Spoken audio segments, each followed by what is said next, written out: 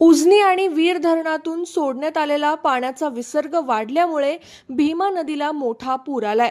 पुराचं पाणी नदीपात्राबाहेर पडून नदीकाठच्या व्यासनारायण झोपडपट्टीत शिरले।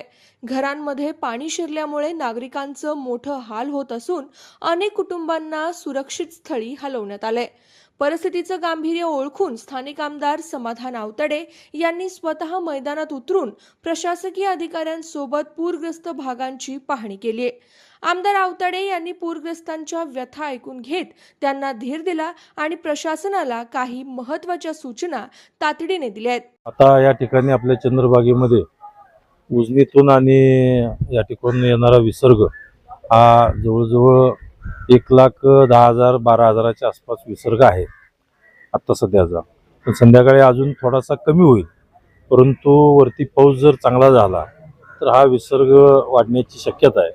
त्यामुळं प्रशासनामध्ये आपले प्रांताधिकारी इतापे साहेब असतील, तहसीलदार लंगोटे साहेब असतील, सीओ आपले रोकडे साहेब असतील, पोलीस प्रशासन सर्वजण या ठिकाणी येथील लोकांच्या ह्याच्यासाठी म्हणजे जर काय पाणी वाढलं केलं तर त्या लोकांना स्थलांतरित करणे, लोकांच्या सेवा सुविधा व्यवस्थित देणे, या ठिकाणी मंदिर समिती सुद्धा या ठिकाणी कार्यरत आहे।